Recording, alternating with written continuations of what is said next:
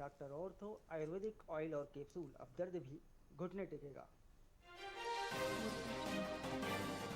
छत्तीसगढ़ विधानसभा budget सत्र का 9वां दिन आज सदन में खराब सड़कों और रोड एक्सीडेंट का मुद्दा उठेगा। 3 मंत्रियों के बजट अनुदान पर होगी चर्चा।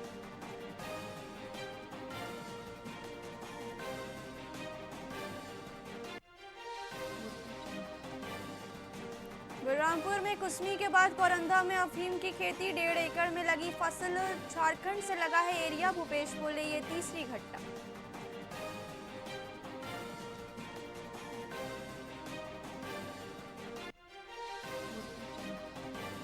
बस्तर में 108 सक्रिय नक्सलियों ने किया आत्मसमर्पण। मुख्यधारा में लौटे नक्सलियों में 44 महिला सदस्य भी शामिल। आत्मसमर्पण करने वाले कैडर पर था कुल 3 करोड़ 29 लाख का इनाम। रायपुर में कमर्शियल गैस सिलेंडर की संभावित कमी पर advisory. Hotel and restaurant association ने व्यवसायियों से की संयम बरतने की अपील। गैस सिलेंडर की जमाखोरी न करने के निर्देश।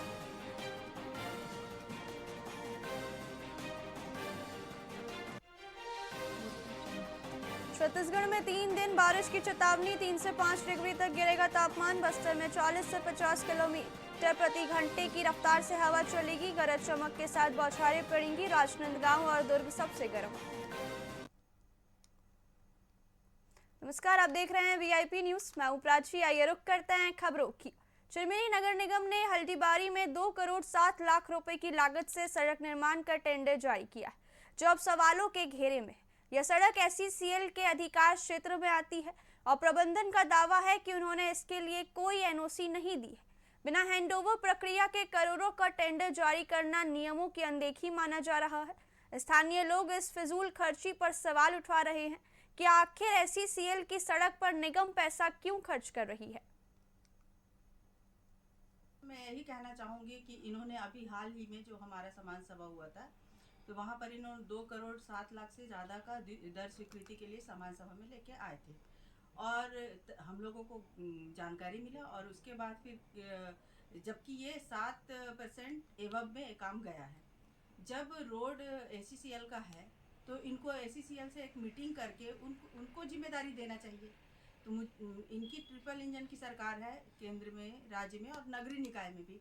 ये इनके जनप्रतिनिधि एसईसीएल के ऊपर दबाव नहीं बना पा रहे हैं कि उस रोड को आप बनाइए। अगर एसईसीएल को ये आदेशित करते कि इस रोड को आप बनाइए, तो वो जो 2 करोड़ 7 लाख रुपए है वो हमारे नगर निगम क्षेत्र में, नगर निगम के वार्डों में काम आता। नगर निगम उसमें जो भी कार्रवाई कर रहा है उसके बारे में कोई भी जानकारी इस कार्यालय को नहीं है। यदि उस पर आपकी सड़क पे उनके द्वारा काम कराया जा रहा है तो आपके द्वारा कोई कार्रवाई की जाएगी?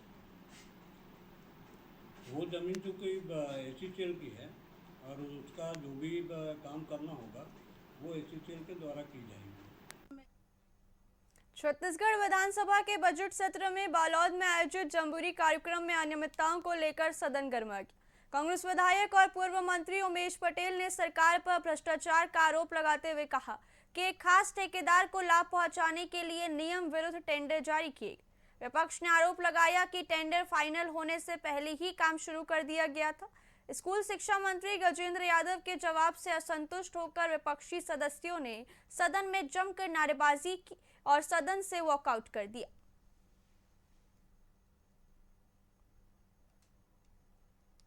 जी, माननीय मंत्री जी ने गलत जवाब दिया। जमुरी में जो ये बालोद में जो स्काउट गाइड का कार्यक्रम होना था उसमें भारी भ्रष्टाचार हुआ है। कि भ्रष्टाचार नहीं हुआ है तो ये तो उनके लिए भी अच्छा है कि अगर समिति से जांच करा लेते तो उनके ऊपर नहीं आता। अब तो जब वो नहीं करा रहे हैं तो इससे तो स्पष्ट हो चुका है कि वो किसी न किसी को बचाना चाहते हैं, खुद को बचाना चाहते हैं या ठेकेदार को बचाना चाहते हैं। इसीलिए वो लगातार इसको बचाव की मुद्रा में थे। छत्तीसगढ़ विधानसभा के बजट सत्र में बालोद में आयोजित scout guide rover ranger jamboree कार्यक्रम को लेकर भारी हंगामा हुआ। कांग्रेस विधायक उमेश पटेल ने सरकार पर भ्रष्टाचार का आरोप लगाते हुए पूछा कि टेंडर प्रक्रिया पूरी होने से पहले ही काम कैसे शुरू हो गया। विपक्ष ने आरोप लगाया कि किसी खास फर्म को लाभ पहुंचाने के लिए टेंडर की शर्तों को डाउनग्रेड किया गया। शिक्षा मंत्री गजेंद्र यादव ने सफाई दी कि स्थानीय भागीदारी बढ़ाने के लिए शर्तों में बदलाव किया गया था और पूरी प्रक्रिया जेम पोर्टल के जरिए पारदर्शी रही। मंत्री के जवाब से नाखुश कांग्रेस ने सदन की समिति से जांच की मांग करते हुए वॉकआउट कर दिया। देखिए, स्काउट गाइड जमहूरी का जो कार्यक्रम हुआ उस पे भ्रष्टाचार हुआ। भ्रष्टाचार इस तरह से कि पहले एक टेंडर हुआ जिसको उच्च शिक्षा विभाग द्वारा कैंसिल किया गया और उसके बाद उसको डिग्रेड किया गया। 3 साल के अनुभव को 2 साल का अनुभव कर दिया गया। 5 करोड़ के टर्नओवर को 2 करोड़ कर दिया गया। अलग अलग तरीके से डिग्रेड किया गया। डिग्रेड करने के पीछे उद्देश्य ये था कि अपने चहेते ठेकेदार को उसमें ठेका दिया जाए।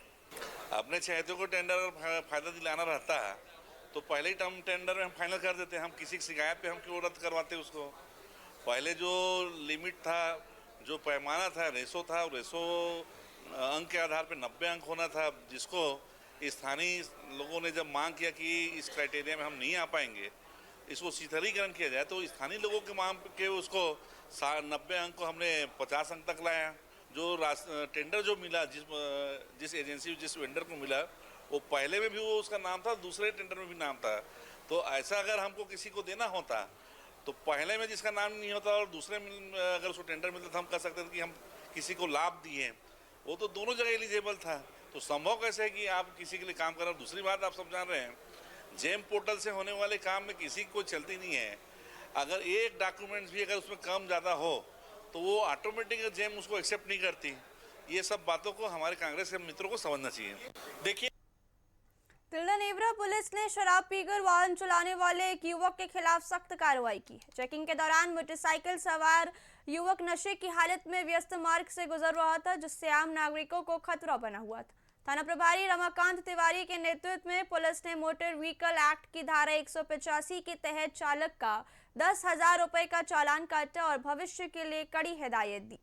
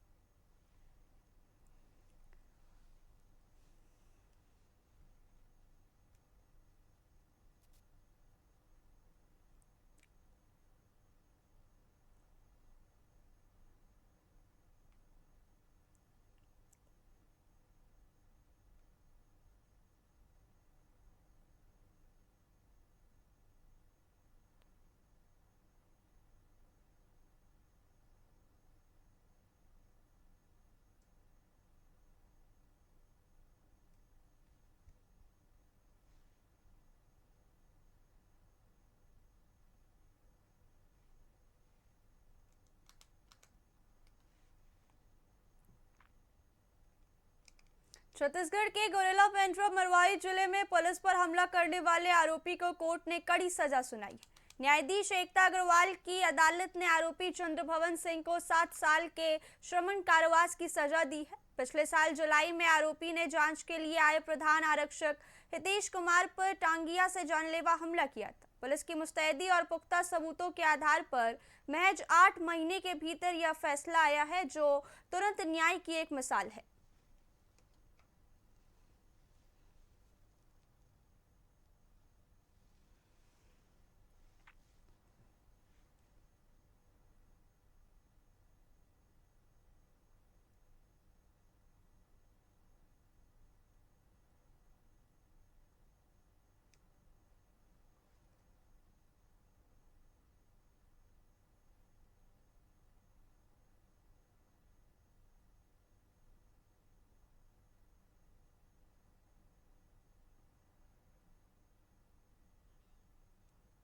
फिलहाल खबरों में इतना ही। देखते रहिए VIP न्यूज़। नमस्कार।